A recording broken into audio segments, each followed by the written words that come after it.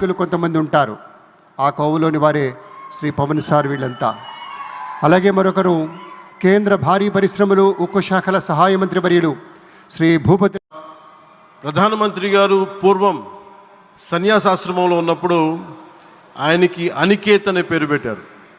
అనికేత్ అంటే అర్థం పరమశివుడు, ఇల్లు లేనివాడని.